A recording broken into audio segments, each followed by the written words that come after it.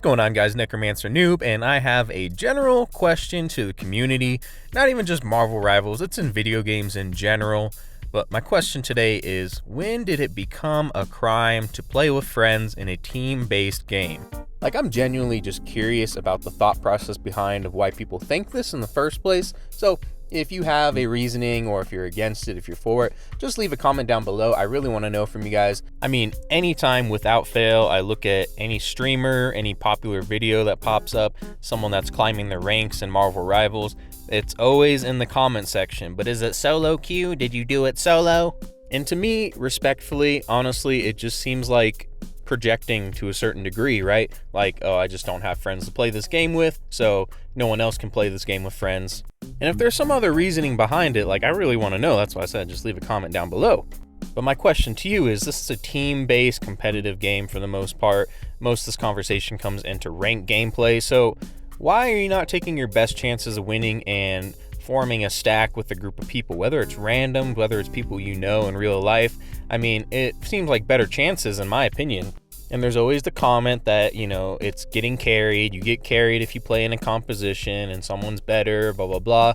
But, I mean, that can't be the case all the time. And you can only hit so far in these ranks without holding your own weight. Like, yes, I guarantee there are some people who probably do get carried in stacks, but that is not the case for every single person that wants to play in a group. I also have a strong feeling a lot of these people in the comments that sit here and say you got carried into this and that are people who are usually stuck in a specific rank and can't get out of it, and they blame their teammates. They think, you know, everyone else is the problem and not them, and it comes to the conclusion that they just think, you know, if they had teammates, if they had friends, that they'd be climbing the ranks so easily. And part of that may hold true. If you find some people to play with, I guarantee your chances of winning are usually a lot better than solo queuing. But that comes to my next point. Communication is through the roof when it comes to this day and age. I mean, we have Discord chats, we have forums, we have YouTube, Instagram, X, Twitter, TikTok, you name it, the comment section. Like, you can find people who are probably looking for a group and looking for a specific play style, and I guarantee you're gonna find some luck somewhere if you just look hard enough. Like, I'm not a tech genius, but it took me maybe 30 minutes to get my Discord set up, logged in, make an account, find the Marvel Rivals Discord page, and sure enough, you know, you can set what you play, what you're looking for. I guarantee you can find a group of people. You don't even need to go that far deep into it. You can play a quick play match or a ranked game with someone. Maybe you click with some random, you send them a friend request, maybe you just say, hey, you want to play some more games together? And next thing you know, you got a friend right there. Doesn't mean you need to get in the chat and start talking. Like, you guys can literally be as simple as just be in a group. You guys just click in a certain level and your success is automatically going to be better than just playing solo. Like, I'm lucky enough to have multiple real life friends that have played games together throughout the decades, and just growing up, like, we've always played the games together. So we're lucky enough to get a few hours in every now and then, you know, maybe 2 or 3 days out of the week, maybe a few hours here and there. And, you know, I'm happy with that. At the end of the day, we really just want to play together. We really just want to have fun. But yes, we do have rank aspirations. We do want to climb up the ranks. But I guarantee our chances together are a lot better than our chances just trying to solo run this game. Like I said, I'm just really curious. I mean, at the end of the day, this is a competitive-based team shooter. So why are you trying to make it just about yourself? I think you need to throw some of that ego to the side, find some people to play with, or if not, you know, just keep doing the solo queue, but just don't complain when other people are in a group. Like, what is the point? That doesn't make any sense to me. If it's bragging rights, then it's bragging rights. But at the end of the day, if someone sat down and said, oh, I played Marvel Rivals solo queued and got to this rank, you know what I would say? I don't care. Or 2, do you like the pain? Do you like torturing yourself? Because that's what it sounds like to me. I mean, for example, you know, a lot of streamers play crazy hours. So, of course, to a certain degree, they're probably going to be playing solo from time to time. Some of them, you know, I guarantee just don't really have friends. So that's one thing on its own. But, for example, like Tim the Tap Man. Pretty well-established person, pretty well-established streamer, popular guy. He got to Grandmaster, get to like the top 500 players on PC or whatever he's playing on, and sure enough, the comments are, you didn't solo queue, you got hard carried, bro. So what does he do?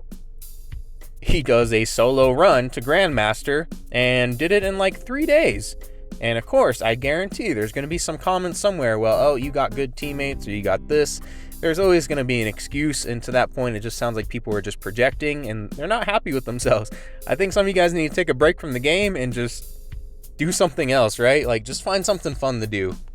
And of course, at the end of the day, people that want to play ranked want to climb the ranks, and they want to win. I mean, if you want to climb the ranks, you have to win. That's just the order it goes. And the same reason people look into metas, they look in the tier list, they look at who's good, who's not, certain play styles, compositions for teams. And it's the same reason, like, if you're looking into all of that, why are you not looking into trying to find a group to play with? I mean, you're just lessening your chances of winning. If you really want a good composition team, you can't expect randoms to just automatically bend the knee and do whatever you say and do. Like, who are you to deserve that, right? Who are you to tell someone else what they can and can't do? And 9 times out of 10, you know, in my experience, if you tell someone to do something else, they're not going to listen to you. In my opinion, if someone tells me to do something and they're kind of a dick about it, I'm going to do the opposite of what they do, right?